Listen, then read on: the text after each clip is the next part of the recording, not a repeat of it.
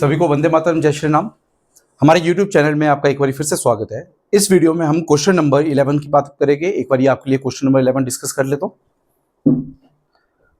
Question number 11 कहता है 4.11 in a chamber of uniform magnetic field of 6.5 gauss maintain full stop an electron is shot into the field with the speed of 4.8 into 10 raised to power 6 meter per second normal to the field full stop. Explain why the path of the electron is a circle. पहली चीज ये पूछी हुई है इसमें full stop. Determine the radius of the circular orbit. आपको E given है 1.6 into 10 raised to power minus 19 coulomb और ME गिवन है आपको 9.1 into 10 raised to power minus 31 kg.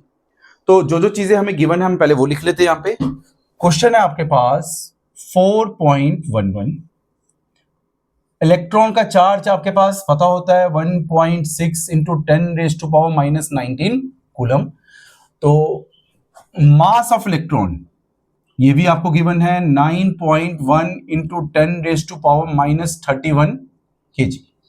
ठीक है, और क्या गिवन है आपको? यहां पे आपको मैग्नेटिक फील्ड गिवन है B is equal to 6.5 gauss. जिनको ना पता हो, गॉस आपके पास मैग्नेटिक फील्ड का CGS यूनिट है, SI यूनिट इसका होता है क्या? टेस्ला।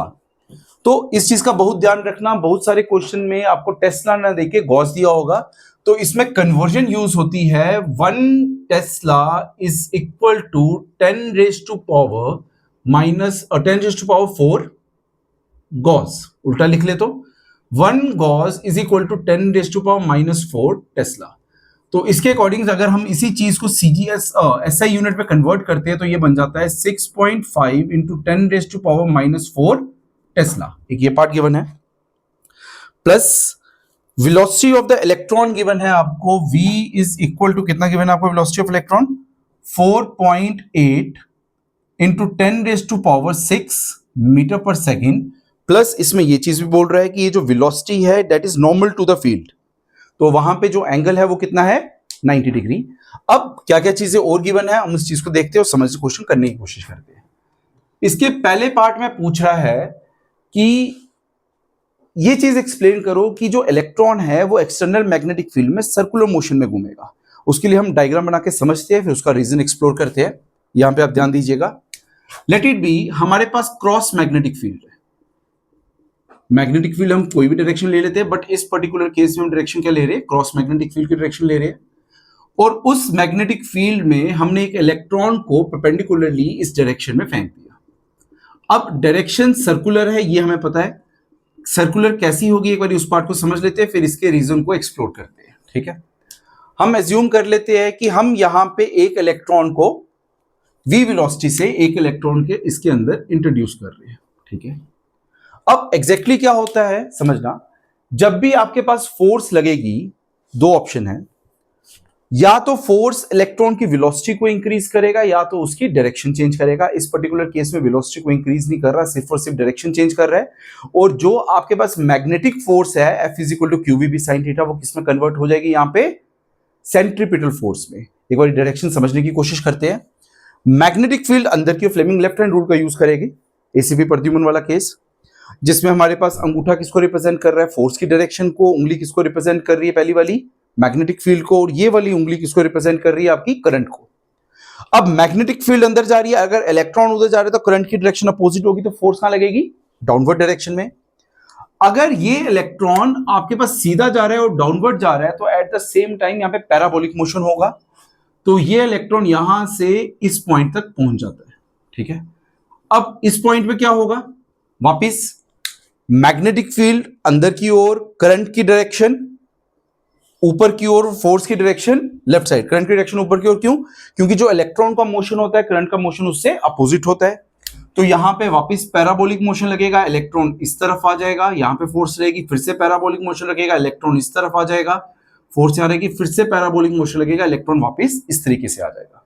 तो कभी भी एक्सटर्नल मैग्नेटिक फील्ड में आप किसी भी इलेक्ट्रॉन को परपेंडिकुलरली फेंको तो वो क्या करेगा? वहां पे सर्कुलर मोशन में आ जाएगा। सर्कुलर मोशन में क्लॉकवाइज आएगा या एंटी क्लॉकवाइज आएगा, वो देखने वाला विषय है। तो इस चीज में हो रहा है। और यहां पे सोल्यूशन क्या रहेगा? मैग्नेटिक फोर्स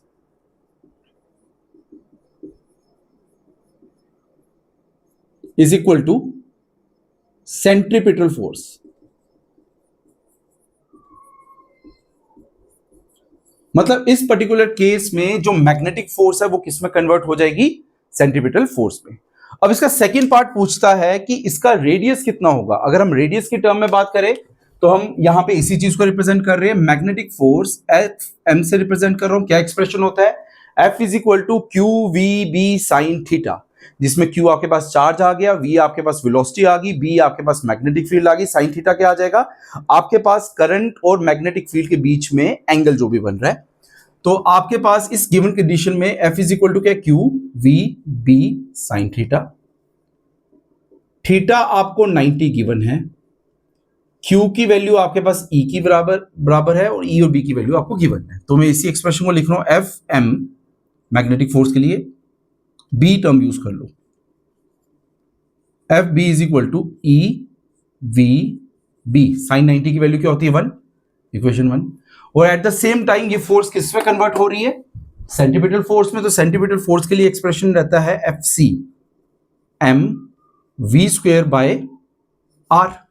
अब m क्या है यहां पे, mass of the electron, v क्या है, velocity of the electron, r क्या है यहां पे आपके पास, radius of the circular orbit.